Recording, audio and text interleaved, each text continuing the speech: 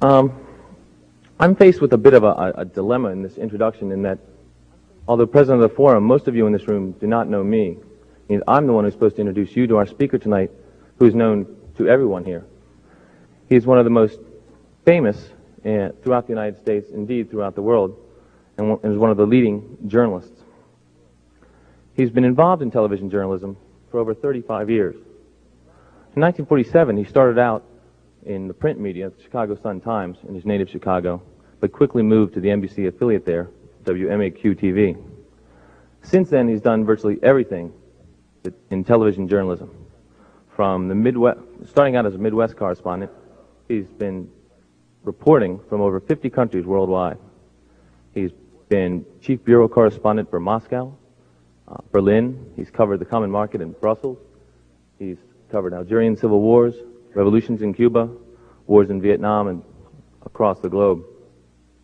Domestically, he's been, in 1964, he was chief White House correspondent, has covered every major Democratic and Republican convention since 1952, whether as co-anchor or as a floor correspondent. And for the past 15 years, he's been involved intimately with NBC Nightly News. He was the anchorman for NBC Nightly News for 12 years, and in 1982 he became a special self-designed NBC News commentator. He gives his analysis of the day, of the key issues of our day, his insights, and his wisdom accumulated over 30 years. He is extremely knowledgeable about his profession, and he's come here tonight to talk about his profession and our profession, the differences and the similarities. I've been informed that he invites questions. The speech will be brief, and then we will follow the traditional format of questions and answers, alternating from the various microphones before me. I'd like you all to welcome now John Chancellor. Thank you. Nicely done.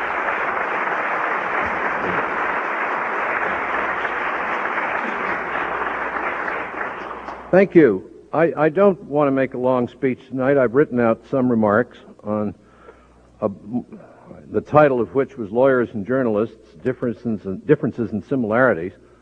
I don't have a lot about lawyers in there, I'm afraid. Do your speakers often start with jokes?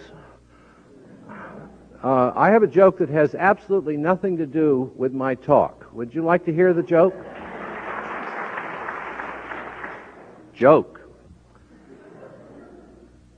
3 very prominent men die in an airplane crash. One is President Reagan.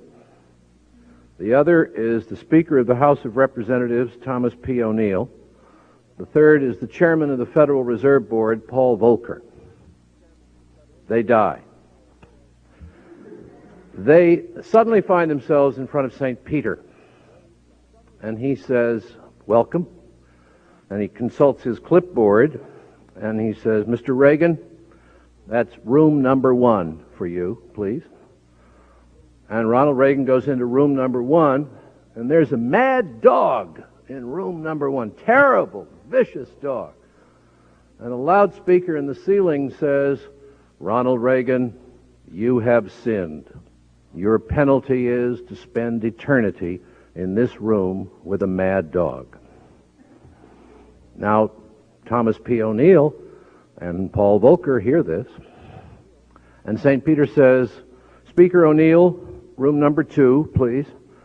And O'Neill goes into room number 2, and there is a huge gorilla, angry. And the speaker says, "Thomas P. O'Neill, you have sinned, and your penalty is to spend eternity with an angry gorilla." And Paul Volcker is left outside. And St. Peter says, "Mr. Volcker, room number 3, please."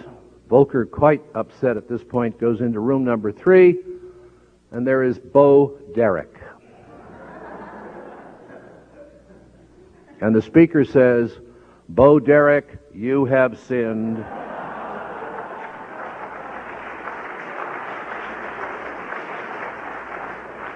I've been waiting to tell that in public since I heard it. As I say, it has nothing to do with lawyers and journalists. We are, he said, beginning to read his prepared copy, We are similarly concerned and sometimes obsessed by facts, journalists and lawyers. We like to marshal them in orderly rows. We care about the language, although perhaps in different ways. Imagine two old clergymen talking. One says, "Well, we both did the work of the Lord." And the other says, "Yes, you in your way, and I, perhaps, in his." That's how journalists sometimes feel about lawyers, although God knows lawyers are the source of a great deal of news. It is hard to cover an important story without running into several lawyers. It is hard to be a journalist these days, I'm sorry to say, without having a lawyer at your side to worry about the possibility of libel suits, something I would hope we'd be able to get into in questions. There's a natural affinity among the lawyers and the reporters. Both groups love to talk. Both are often preoccupied with politics. And there are many in both groups with a sense of drama and a love of storytelling. My father, who had a good understanding of my character, wanted me to go into the law. I had chosen another path. And recently I've had a chance to reflect on life in journalism because of a project I'm working on, a program about journalism, which NBC will put on the air and on television in June. I find that the public knows a lot more about lawyers, for example, than it does about journalists. One of the mysteries of our craft is that we give the public information about everything in this society except journalism, who journalists are, how they work, how they think. So I want to talk tonight for a few minutes about people in my trade, and perhaps we can continue that theme in your questions when I've finished with my remarks. Journalists begin their careers in a way that's different, I think, from most career choices. I remember when I decided that I'd be a journalist, my father warning me of a lifetime of poverty. My mother wondered how I'd ever get to meet a better class of people. But I didn't care if I never made $1, which of course was rather more in those days than it is now. And the cops and bartenders and bookies and con men of Chicago in the 1940s, not to mention the criminal lawyers, were the most glamorous people I could think of. The difference between most journalists and most other people is that journalists, and this was certainly true of my generation, got into the business because they wanted to have fun. Fun and freedom. Someday you might write the great American novel, but in the meantime, you wanted to be a reporter, which in H.L. Mencken's immortal phrase meant living the life of kings. It didn't matter that my father was accurate when he warned me of poor pay. It's a bit different these days, but when I went into journalism, the very best you could hope for was 1 foot in the middle class at the absolute peak of your career. Nobody did it for money because newspaper salaries were so low. Nobody did it for prestige because newspaper people were very far down the list of acceptable occupations. A few did it because their fathers had done it, but not many. Most of us went into it because it was adventurous. People with that much irresponsibility about their lives rarely go to law school. Now, today that has changed, but not as much as you might think. Let me outline 2 of the changes from my generation to the present crop of young journalists. One great change came about because of Woodward and Bernstein, the 2 young reporters who uncovered the Watergate scandals for the Washington Post. They wrote a book about that, which is made into a movie called All the President's Men, which showed these 2 terrific young guys working on a story of gigantic proportions. It's impressive to have Robert Redford and Dustin Hoffman as your role models, and that's what they became for a few 100,000 young people. Applications for journalism school went up after the movie came out. All of a sudden, being Woodward and Bernstein became something to do with your life. Teenagers were saying, golly, I can get into that business and knock off a president, for God's sake. The fact that no journalist had ever been involved before in anything like that, the fact that because of Nixon's downfall and the lesson it gave to other politicians, no reporter is ever likely to be involved in the future in anything like that, none of this mattered to that group of kids. They are older now and wiser, but it seems to me that this particular group began with a special motivation. Where most of us went into journalism to have fun, some of them went into it to uncover wrongdoing, and perhaps to have the power and notoriety of someone who successfully uncovers wrongdoing. Would I be incorrect if I speculated that people went into the law for the same reason? These young people like to talk about something called adversary journalism, a phrase which became popular during the Nixon administration or perhaps a few years earlier. I think it's a terrible phrase, and the concept which lies behind it has little to do with ordinary journalism. An adversary proceeding, as I understand it, consists of advocates on two sides of a question who choose and select the points which best make their case. Well, that's not journalism, although some journalists, most of them opinionated columnists, act as though it were.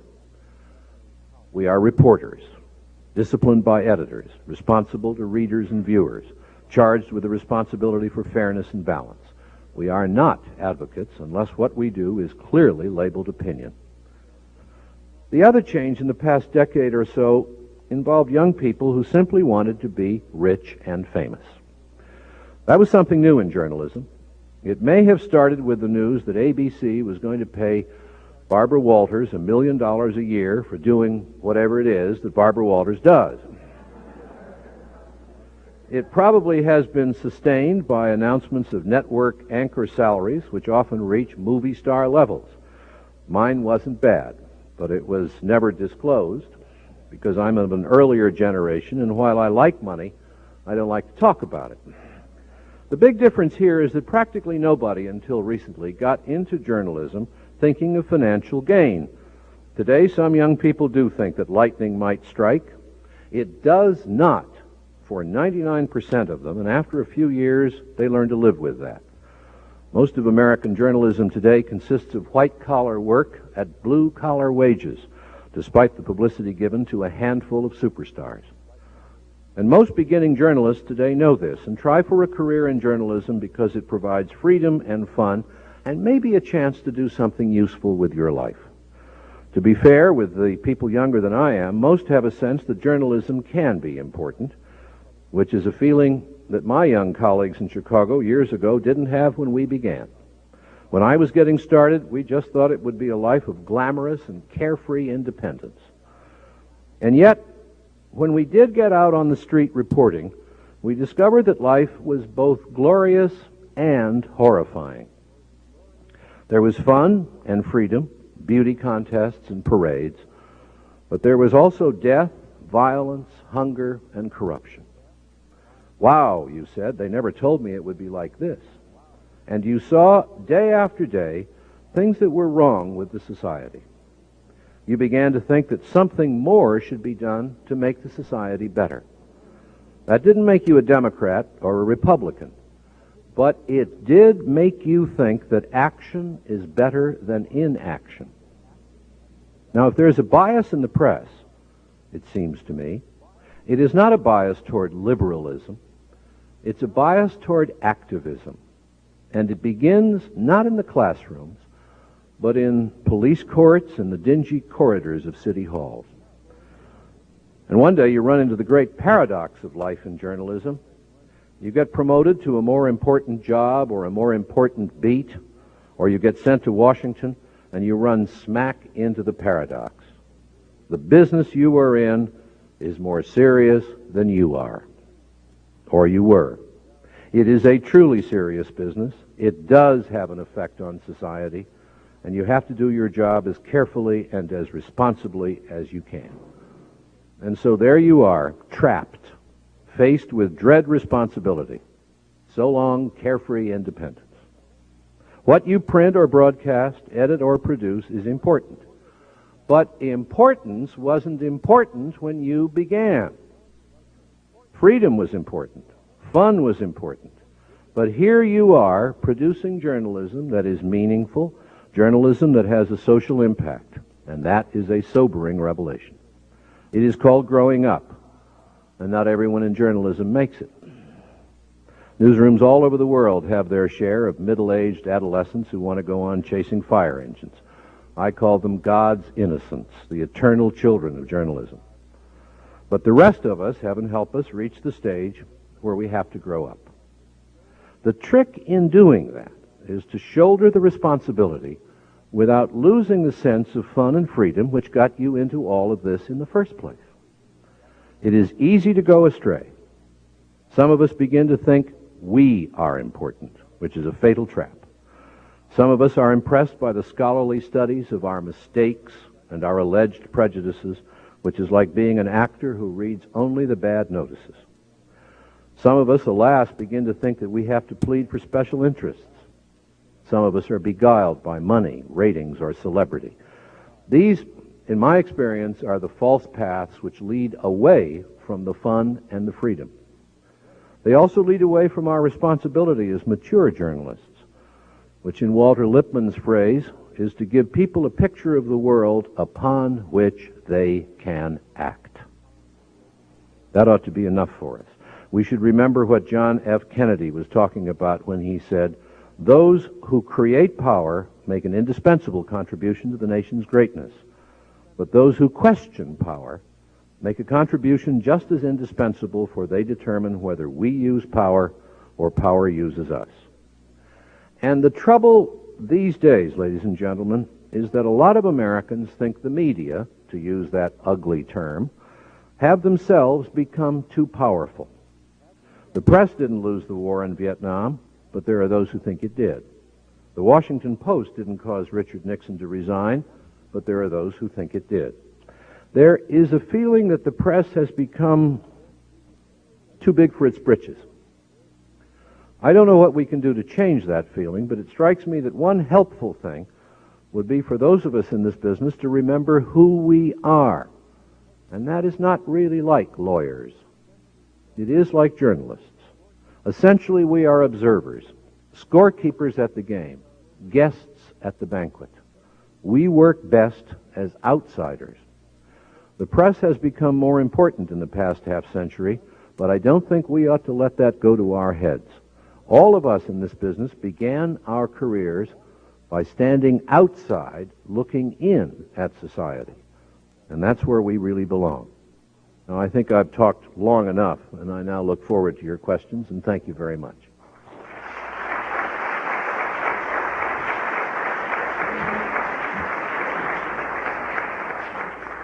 Mr. Chancellor has assured me that he wouldn't take questions on the press in relation to the media and the law, anything. He hopes for a wide-ranging and hard-hitting discussion.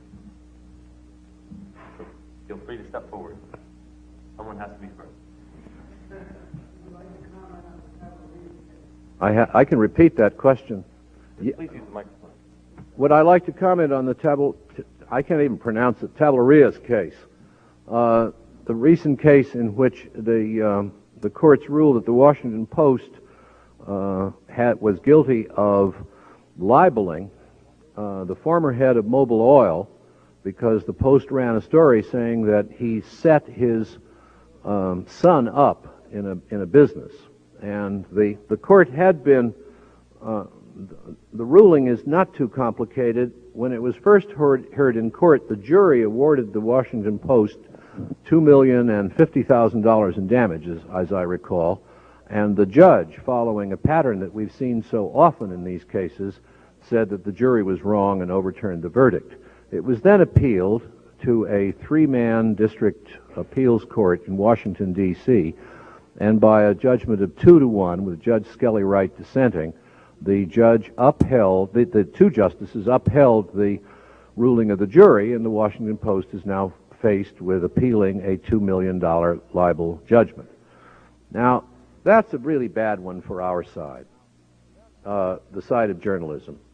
We have had a pattern in journalism law in the last few years, stemming out of the Times versus Sullivan case of 1964, in which we saw juries voting against the journalistic organizations and appellate courts or judges dismissing the rulings of the jury.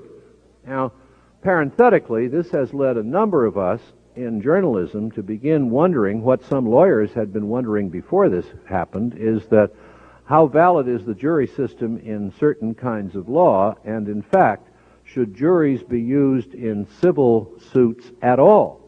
And I know some lawyers who say that they don't think that juries ought to try or to hear whatever juries do. You folks would know that. The civil cases, that there is a reason for them to hear criminal cases, because sometimes the human response of a jury is more humane and more just than what a judge might have to do in hearing a criminal case. But in civil cases, it has led a number of us to wish to pray that we could have a system in which judges would hear these libel suits that are against us, because juries, given the lack of credibility of the American press these days, juries almost always go against us. Now, we come to Sullivan versus the New York Times in 1964, in which a divided Supreme Court ruled that the press ought to have absolute protection to criticize public officials, absolute protection under the Constitution and the First Amendment. Well, anticipating the question, I brought along some things tonight. The fact is, and I had forgotten this, is that when the court so ruled, saying that erroneous statement is inevitable in free debate, and that it must be protected if the freedoms of expression are to have the breathing space that they need to survive. Now, that was fine. Everybody thought that was terrific in journalism, Times versus Sullivan. But 3 justices wrote an additional opinion in which they said that they thought the Times versus Sullivan opinion was wrong. The Times versus Sullivan opinion said, the constitutional guarantees require, we think, a federal rule that prohibits a public official from recovering damages for a defamatory falsehood relating to his official conduct unless he proves that the statement, and I'm now reading from the decision of the court, unless he proves that the statement was made with actual malice, that is, with knowledge that it was false or with reckless disregard of whether it was false or not. Okay, sounds pretty good. Turned out to be pretty bad.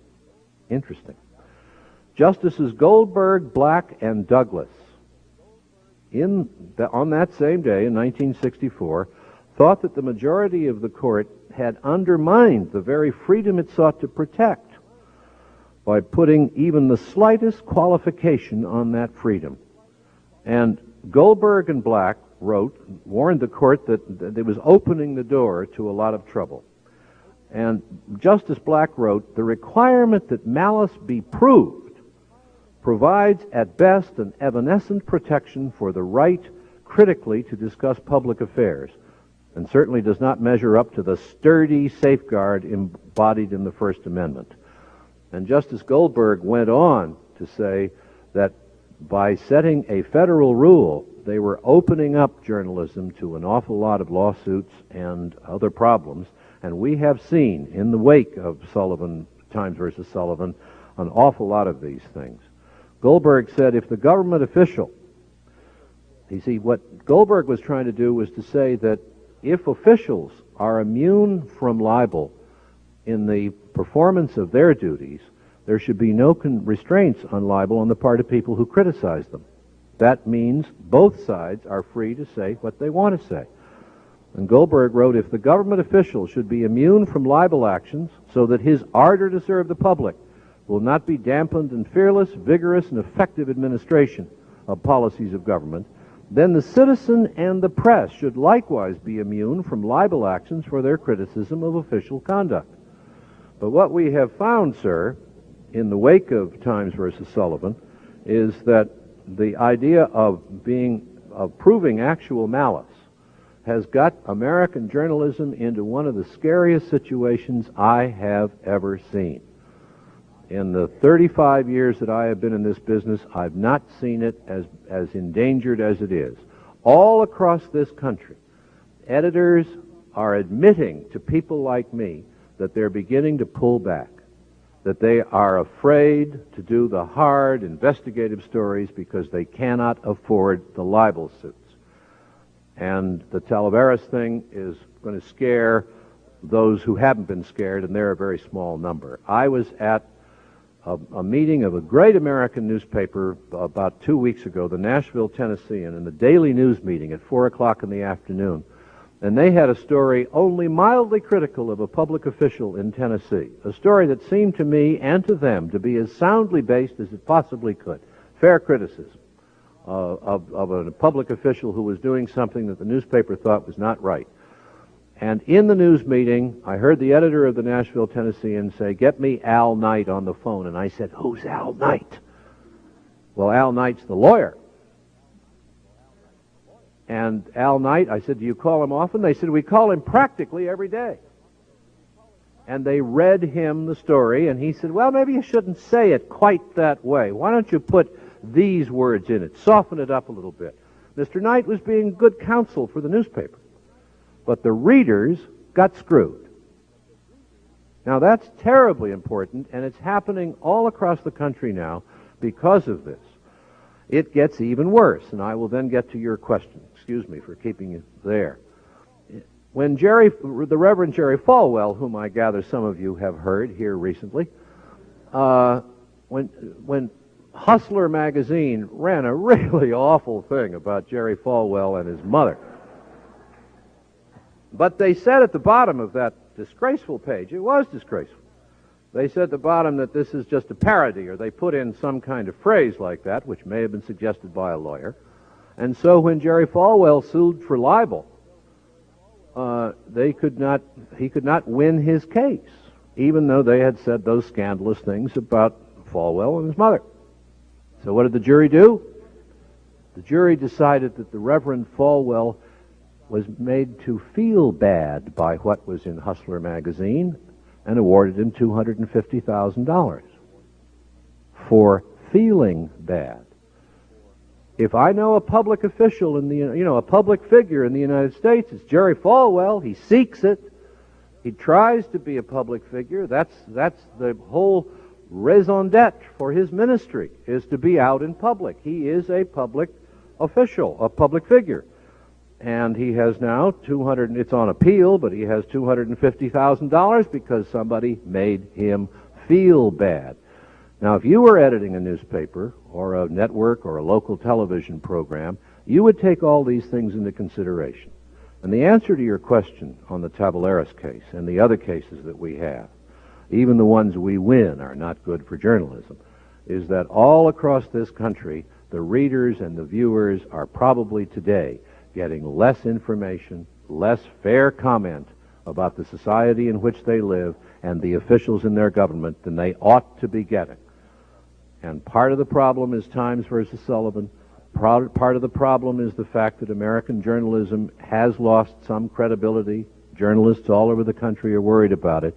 But the people who are being hurt by it are the American people, the readers and the viewers of the news.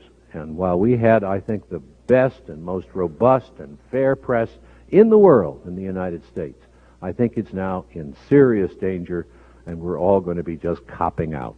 That's the answer to your question. Yes, following up on that question, I would ask you your opinion of the Sharone and Westmoreland cases, and also, with all due respect, you criticize so-called advocacy journalism or whatever you said, I guess adversary journalism. But isn't it better, with all due respect, to have a paper like that, like the Village Voice, for example, which is a good example of that, than to have a paper that's just kind of terrible and a flack for the government? Sure. Let me start, before I get to the other part of your question, with adversary journalism. I only object to adversary journalism when young journalists say they do it, when it's in the guise of straight journalism, when it's in the guise of straight reporting. I mean, obviously, in the mix of any press in any country, you not only have to have the Village Voice, you've got to have the Progressive, and you've got to have Bill Buckley, and you've got to have everybody. We deserve that. And I don't mind when Bill Buckley is an advocate for a position, or Carl Rowan, or Mike Barnacle.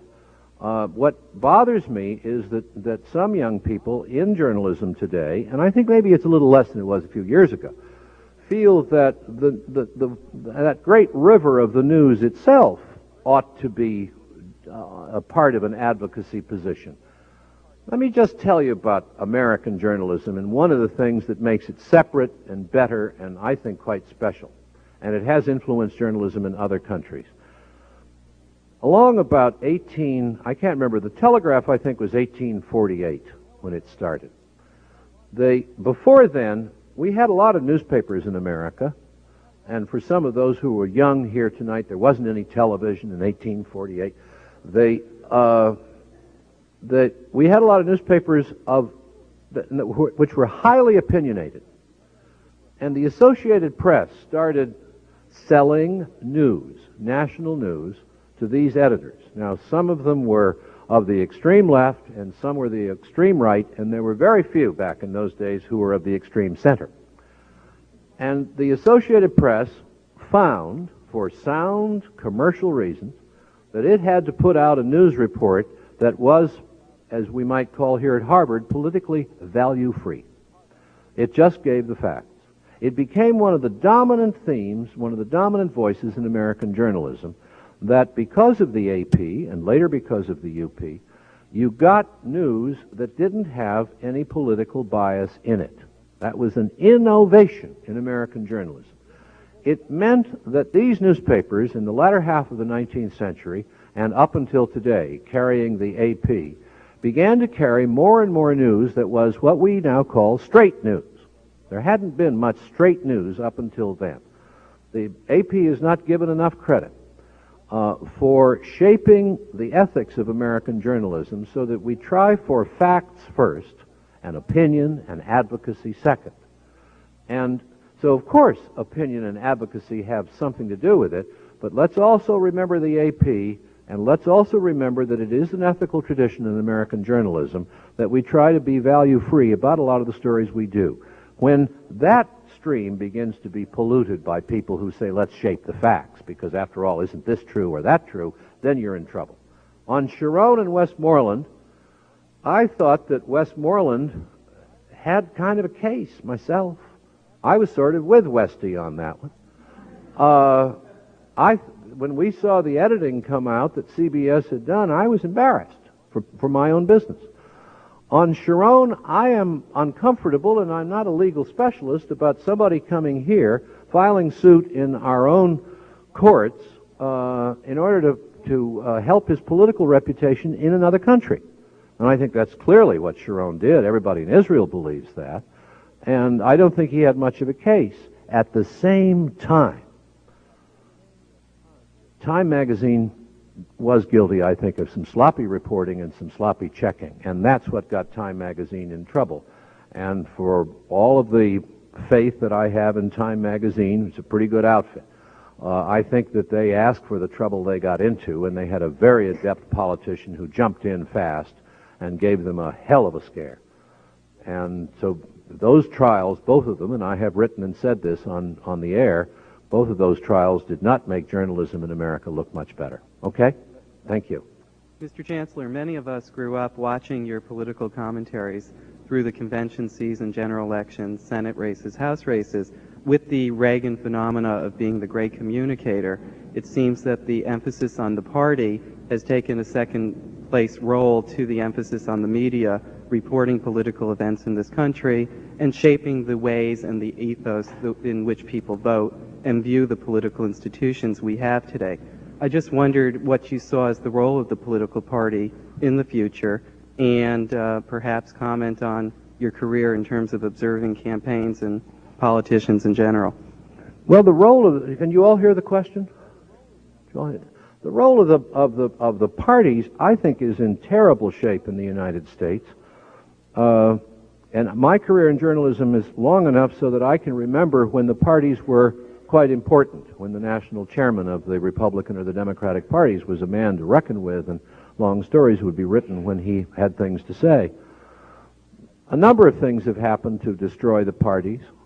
Technology, the easy technology of the media to cover somebody, the metastasization of the primaries, presidential primaries all over the country has had a lot to do with breaking down the party.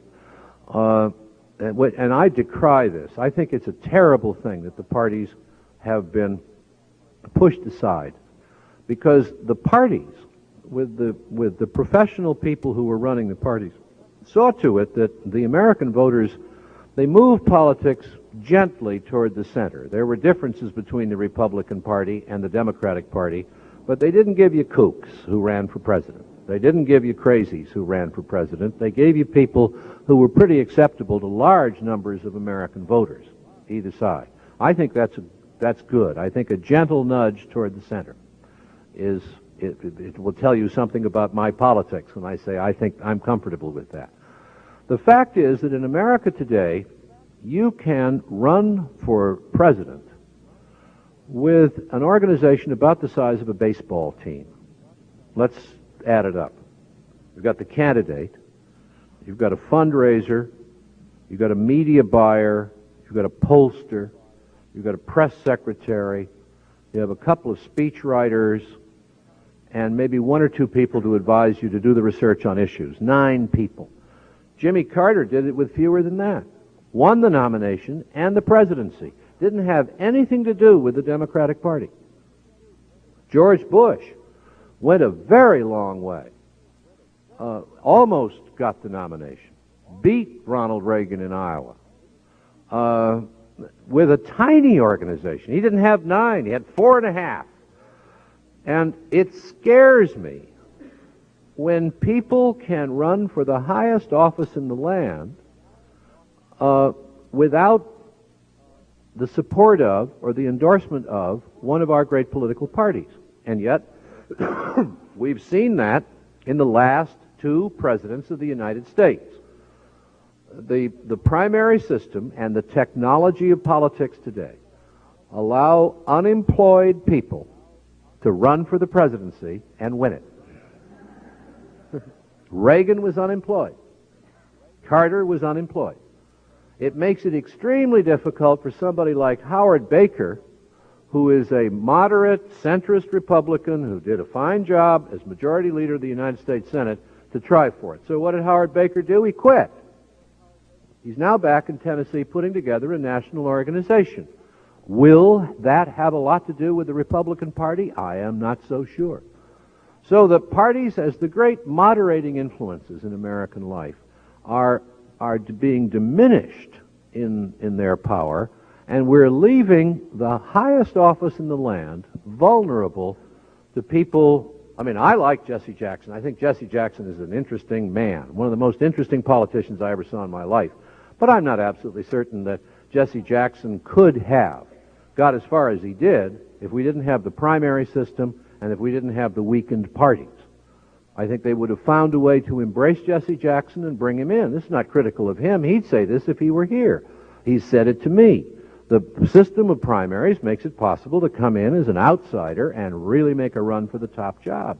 And so therefore, I think we ought to do away with the primaries. If you want to get back to this, I'll tell you my alternate plan, but I won't do it now. I think we ought to get rid of the primaries and go back to a system where the parties, which represent millions and millions of mainstream Americans, have more to say about the people we elect. One final point.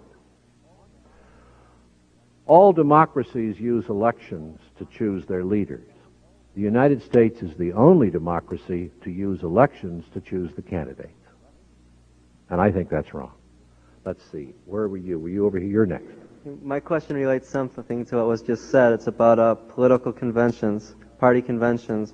And it seems that in this time, each election, the convention's becoming less and less newsworthy, in the sense that in the last campaign we knew exactly who was going to be running for both parties, for both positions, a couple weeks before the convention started. My question is there a need now for a change in convention coverage, or is there a need for covering a convention at all when it's mainly a chance for a party to put propaganda on the television for people to see? I don't think it's a change in the coverage. We're stuck with these dinosaurs. And for reasons that sometimes are not very attractive, frankly. I mean, the networks are all in competition to show how good they are, and what kind of technical competence and journalistic skill and wonderful anchor people they have and all that. I've gone through that. So that they cover these things in force even when there's no story. and you are absolutely accurate, that there hasn't been much of a story at the last few conventions. In 1976, when the Democrats nominated Jimmy Carter as their presidential candidate in New York City, they could have held the convention in the post office across the street. It would have been very easy for all the delegates who were pledged beforehand. Remember that, they were all pledged. They couldn't change their vote when they got in the hall. Although many of them would rather have voted for Teddy Kennedy by the time they got there, under law they couldn't change their vote. So they could have sent in registered letters. We could have had the convention in 12 hours in the post office opening the mail. That's not a convention. That's a mockery of a convention. A convention is supposed to be representative groups of Americans who feel strongly about a political party, getting together, having debates, having a wonderful fight, and agreeing on somebody and cheering it. Now, the Democrats have gone back a little bit. They don't have the pledged delegates they used to have, but the primaries lock up the delegates anyway. That's one of the terrible things about the primary system. So that what I would love to have, and I guess I am going to say this, which I was going to wait for later, is what I'd like to have, and I'm attacked by everybody for this because it's utopian and it's elitist. I would like to have a series of 50 state party conventions. In every state and territory, I would like the Republicans to have a convention and the Democrats to have a convention. And I would like to have people like Howard Baker and Jack Kemp and Joe Biden and Teddy Kennedy, if they want to run for president, go and address those conventions or send surrogates to those conventions. That would make it a little more cerebral than the kind of advertising, the crazed campaigning we see in the primaries. It would mean they would have to offer positions to the whole country.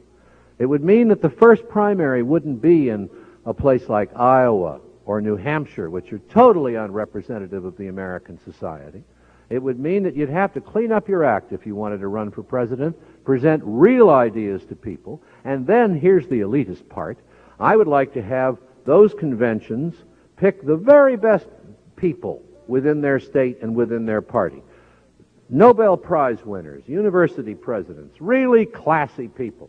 And I would like to have them sent, despite what some of you may think, really classy people, and have them sent to a convention, a national convention, which would sit in sovereign assembly, not be bound, and hear the candidates again, and make the best decision. That would be a story to cover. That would be marvelous. And the whole country would be watching, instead of the very dismal kind of thing that we have now. I hope that's responsive to your question. Yeah, I'm curious whether you think Reagan's exclusion of the press from Grenada marks a dangerous trend towards censorship of coverage of sensitive topics. Well, the exclusion of the press from Grenada is something about which one could write a book. I mean, there are so many surprises in it. Your recent speaker, Secretary Weinberger, you may recall when the American troops went into Grenada, came out and said with his hand over his heart, we left that to the local commanders. We would never here in the Pentagon dream of interfering with the local commanders. It's their responsibility. Nothing to do with me, said Cap Weinberger. Lies. He told the New York Times 2 weeks later that he had made the decision. What the American people saw on television and read in their newspapers was that he hadn't had anything to do with it. And if you hadn't read the Times, you wouldn't learn that. And the Pentagon confirmed that what he said was right. He kept them out. Is this a pattern? I think the Reagan administration and some parts of the American population would like to have the press kept out of all of those things. But what I found was very interesting was that about 5 days after the American press was excluded from Grenada, week after, I suppose, ABC and the Washington Post ran a poll that showed that a majority of the Americans across the country they polled thought that the press ought to have been there. And about 2 weeks later, Lou Harris did a national poll, and he found that by then that 63%, which is okay with me, 63% thought that the American press should have been with the first wave when they went into Grenada. So I think that we have considerable support for the idea that when the government goes into military operations, the American press ought to be there. Is this going to deter them from trying to keep us out again? I don't think so. I think this administration is uncomfortable with the idea of the press. There were many things in Grenada that were hopelessly screwed up by the American military. This was an island that was under presidential scrutiny for a couple of years. Mr. Reagan had been making speeches about it, and yet some of the troops went in with tourist maps which were inaccurate. They didn't know where all the American students were when they landed. It is what is called, Grenada is what is called porous in the intelligence community. It's an English-speaking island with lots of tourists. You could have known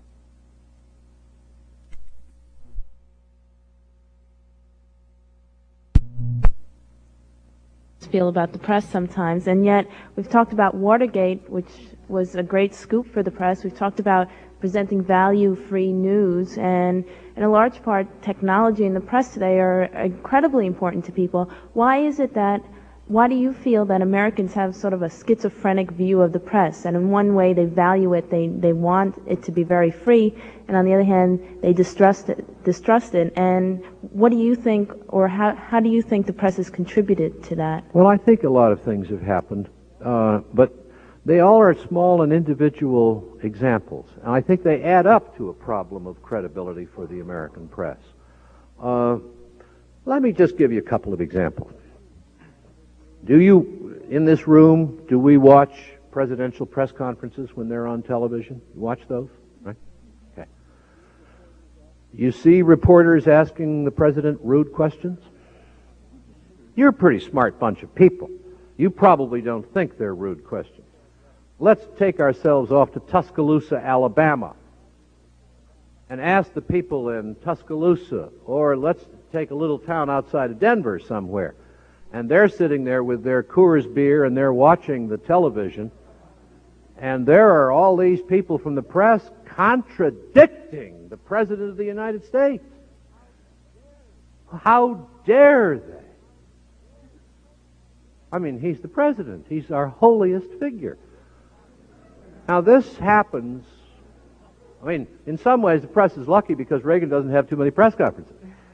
But it happened with Kennedy, it happened with Carter, it happened with all of them. Now, the technology has come along, so the presidents like to run the risky course of having a live presidential press conference on television. I'll get in there and mix it up with those reporters, right? Make me look good.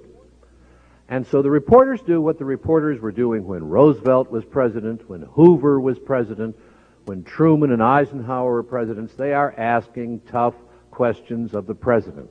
That is their job. But until television came along, and until Jack Kennedy said, let's have live press conferences, nobody ever saw those.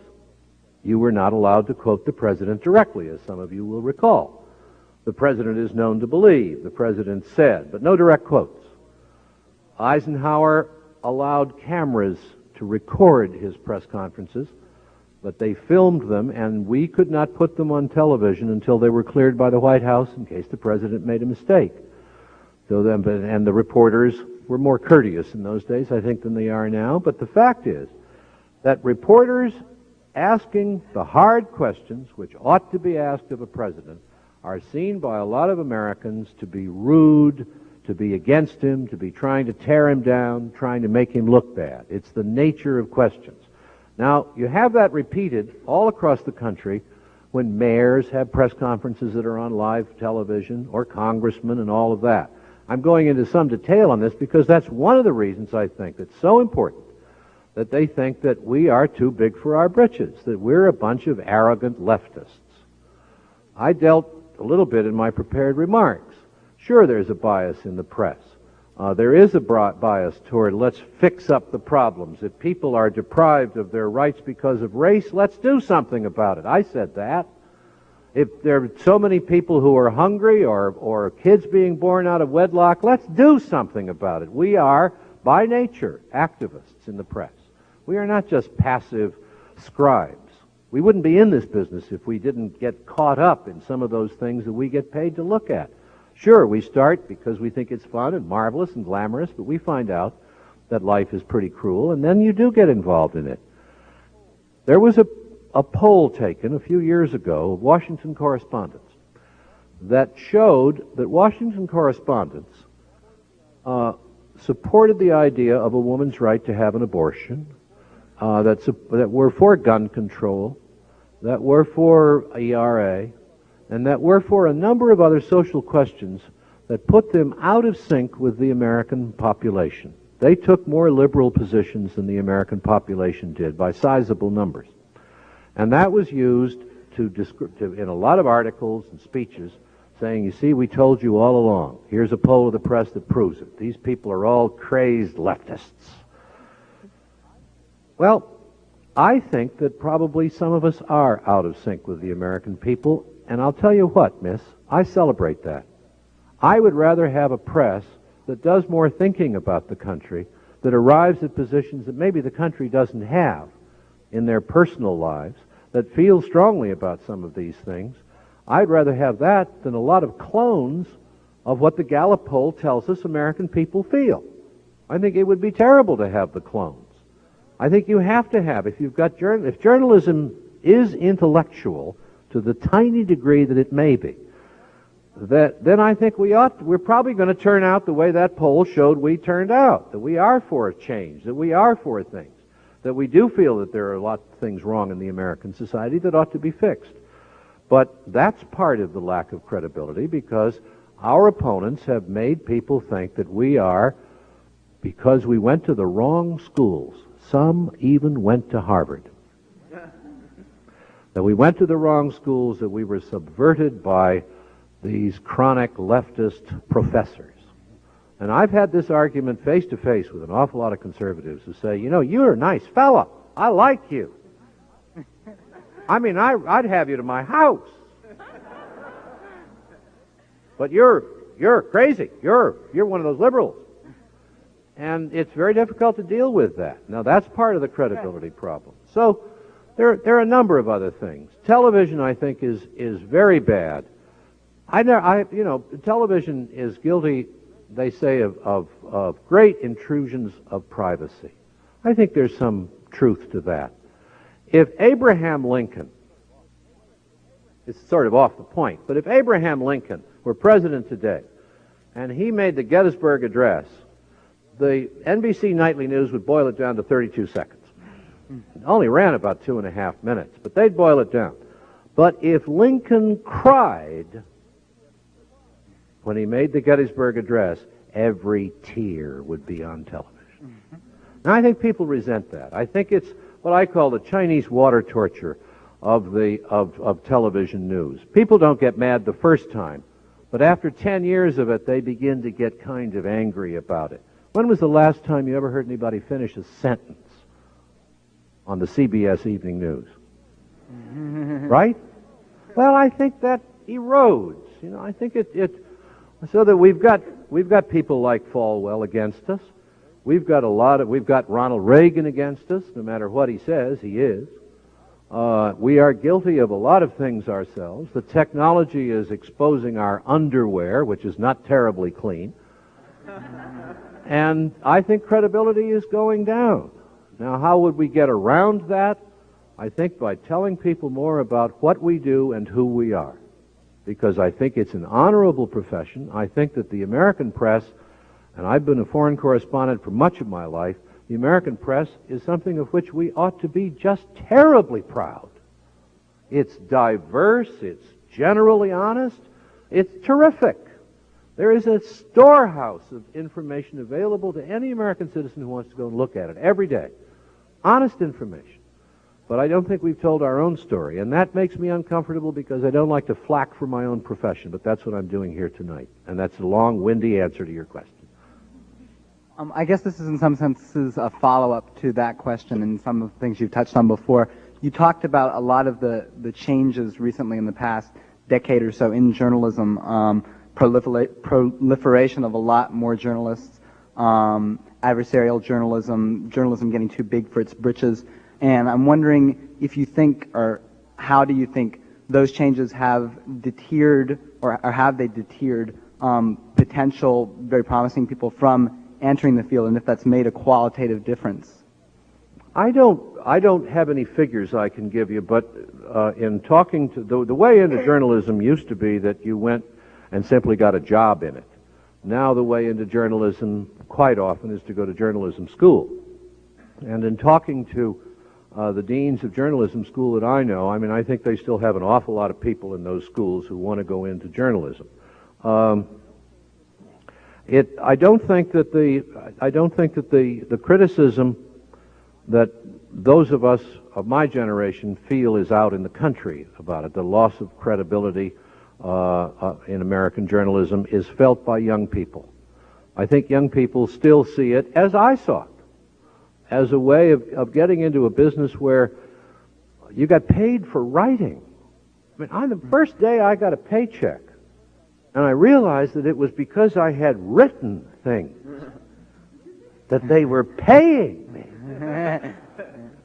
I was a professional writer. I mean, that was the most glorious day of my life.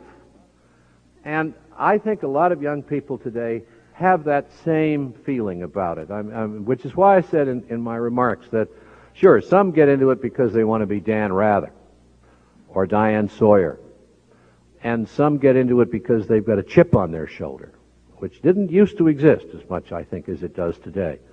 And some get into it because they want to be Woodward or Bernstein. That, I think, is a little different now. But most want to get into it because, to be honest, no other vocational call is clear. I mean, they haven't been really sucked in by the study of the law or architecture or medicine. And they say, what am I going to do with my life? An awful lot of people who don't know what they want to do with their lives who go into journalism. True. If I may interrupt, we have time for about 2 or 3 very short questions.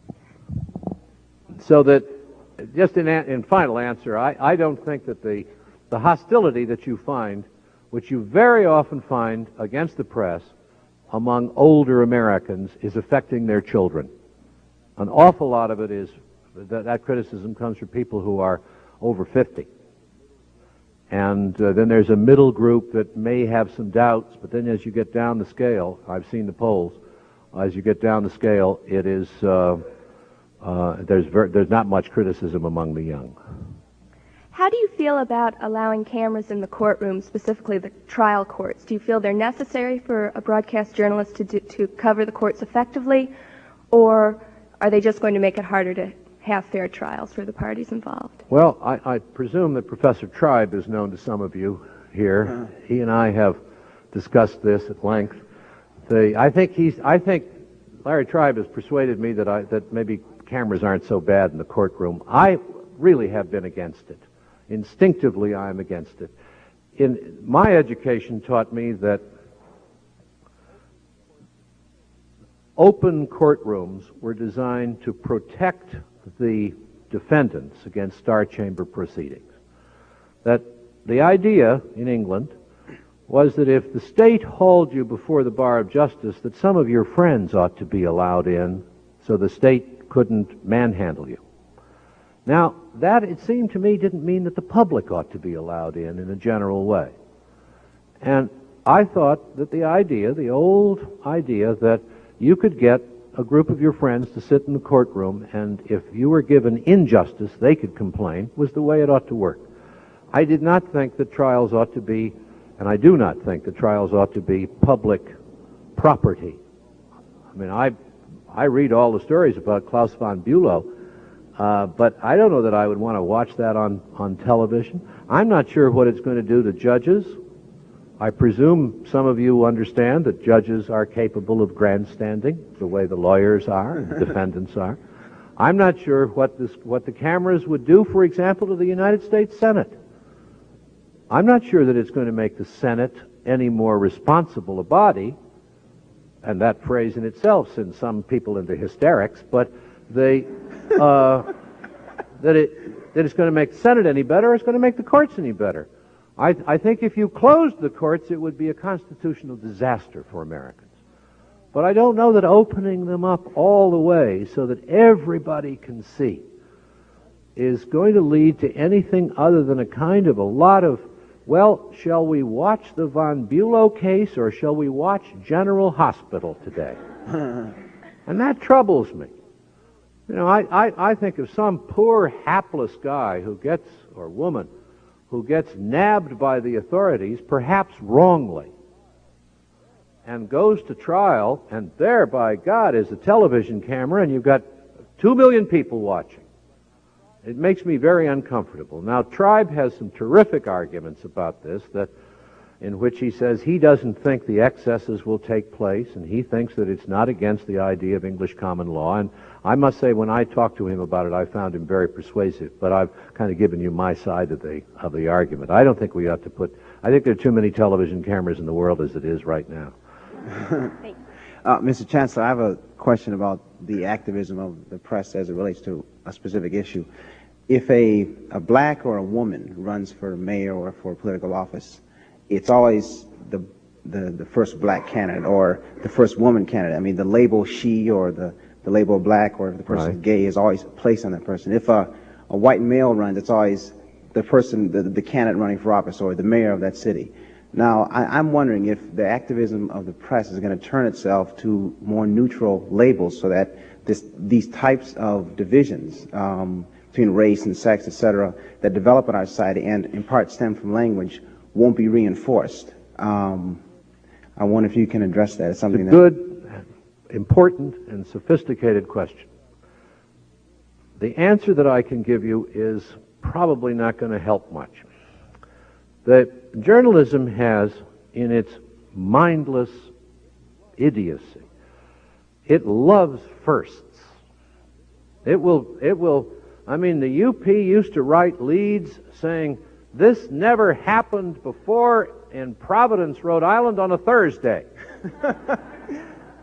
I mean, they just go crazy. We all do. First black. It isn't black that's important, it's first. First woman. First is more important than woman. Journalism loves firsts, lasts, peaks, valleys. So I don't think you're going to get much alteration in that until the society changes. Now, let's take women, for example. Jerry Ferraro, vice presidential candidate. Is journalism going to say when, I don't know, who, Bella Abzug becomes a vice presidential candidate, are they going to say second? No, that's boring. First is interesting. Second is okay. So that I think the passage of entry into the language of these formulations that you're talking about is that, yes, you get stung on firsts, but not on seconds or thirds or fourths. Nobody's ever going to run that. Probably somebody will write in 1988 that Ms. Collins, the governor of Kentucky, is the 5th woman to put her name into the presidential primary ring. Well, that's another kind of journalism, because 5 women is important. You want to know that there are 5. But the idea of first, I'm afraid, is with us, and it has nothing to do with racism or sexism or anything. It has to do with firstism, which is a passion of journalism. Because journalism is, you know, nobody in journalism has a definition of what news is.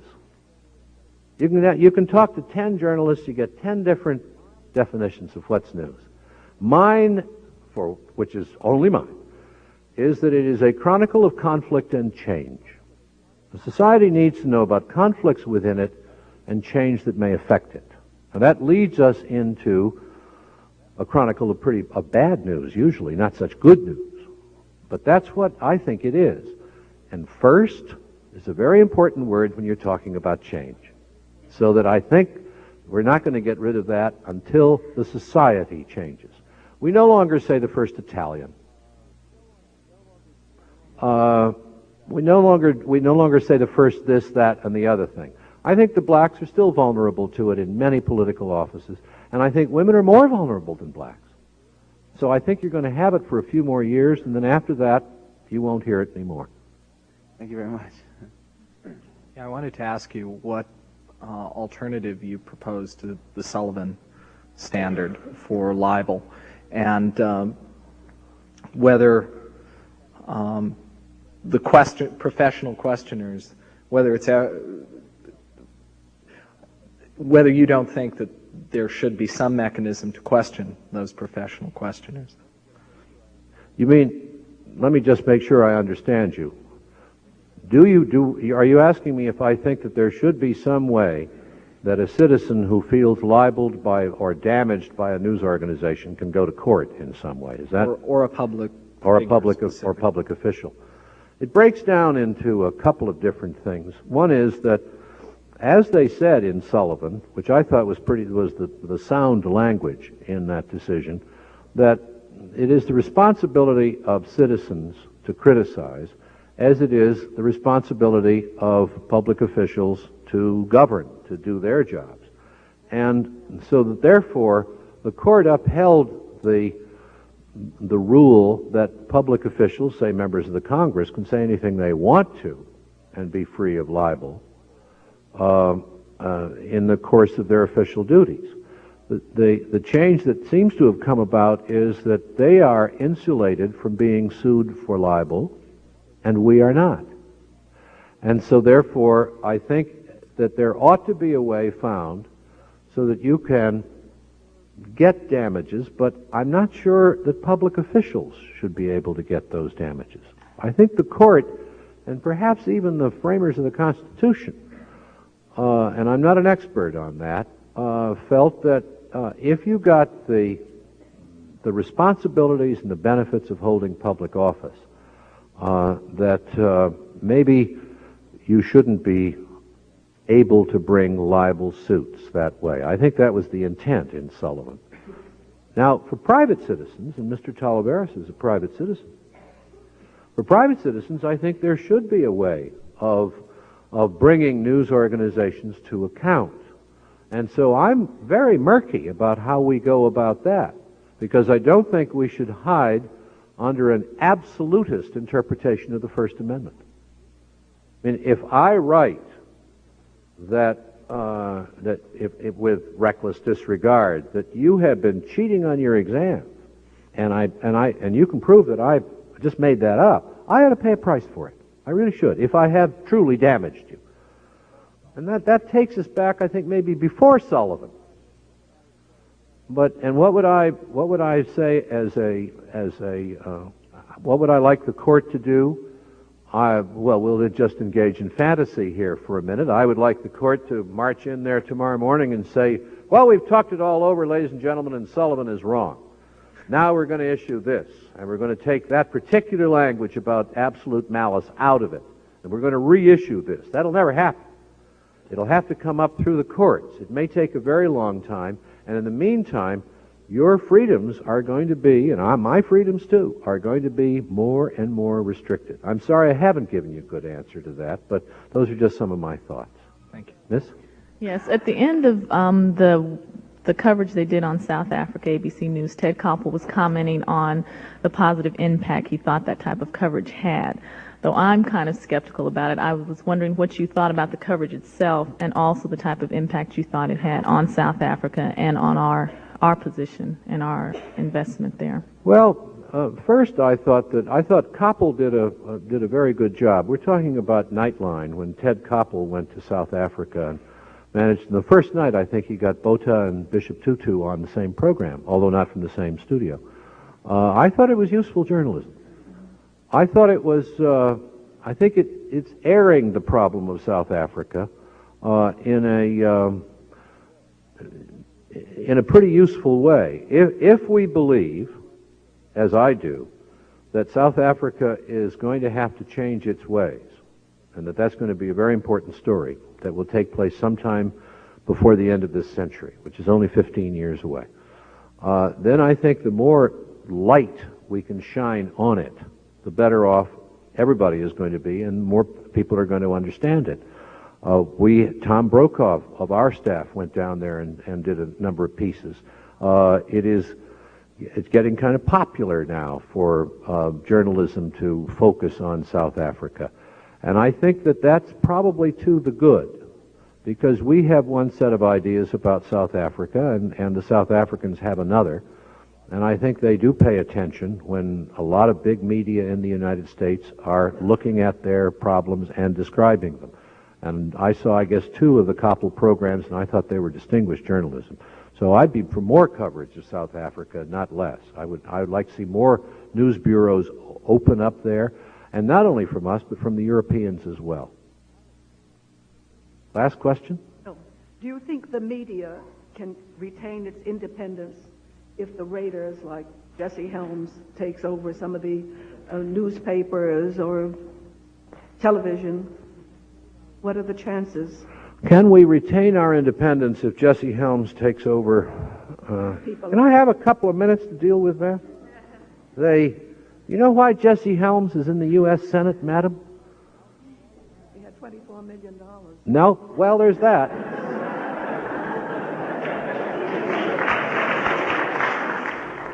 I once worked for a program at the National Broadcasting Company called the Huntley-Brinkley Report. It was the predecessor to my anchoring. The Huntley-Brinkley Report so outraged the owner of our affiliated station in Raleigh, North Carolina, that what they did was they took and hired a man to criticize Huntley-Brinkley every night right after it went off the air. It would be, "Good night, Chet," "Good night, David," and then this guy would come on and say, "That was terrible what they just said." Jesse Helms. That's who it was. True story. We made him what he is today.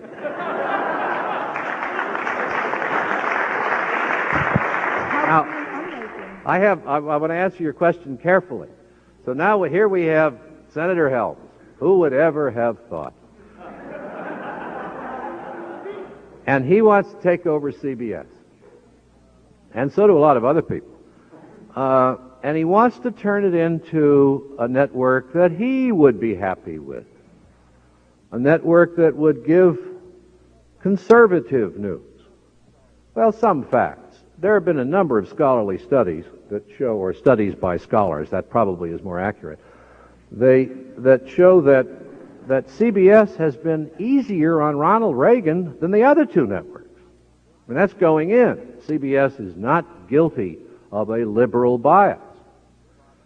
The problem that you would have if you took over CBS is that if you walked into the newsroom and said, "Good morning, it's the first day of the new administration, and now we're all going to be good conservatives," half of them would quit. There would be some quislings and some toadies who would stay. The ratings would go right down, and they would lose their money.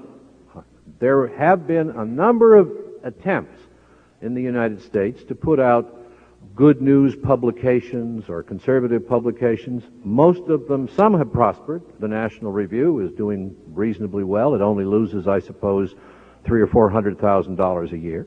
It is not a mainstream publication. There was an outfit called Good News that published a newspaper called Good News, which went out of business in 6 months. You cannot take a great mainstream news organization like CBS and change its compass orientation. It won't work. Those people will not work for you. They have pride. They have ethics. They won't do it. Kay Graham, who owns the Washington Post, has said on many occasions the one misconception that is most widespread about her is that she can go into the Washington Post newsroom and tell them what to put in the paper. She can't. There's no way. Ben Bradley would quit. They'd all quit. So that this is fantasy. The idea that Jesse Helms and a group of his conservative buddies can get in there and take over CBS News and continue it as CBS News. And finally, and I know I'm running on about this, the one thing that, bad as some of these network news operations are, and I think some of them are shallow, and they have their good nights and their bad nights are just awful, but they do represent a kind of a marketplace judgment by the American people. They are more or less, and you can criticize them, and if you want to talk after, I'll do that.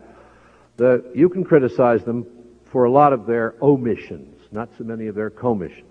But the fact is that that's mainstream American journalism, and it isn't really terribly biased, and I think it's far too kind to the president currently. But when I go to Paris and I want to find out what's going on in France, I have to buy about 8 newspapers.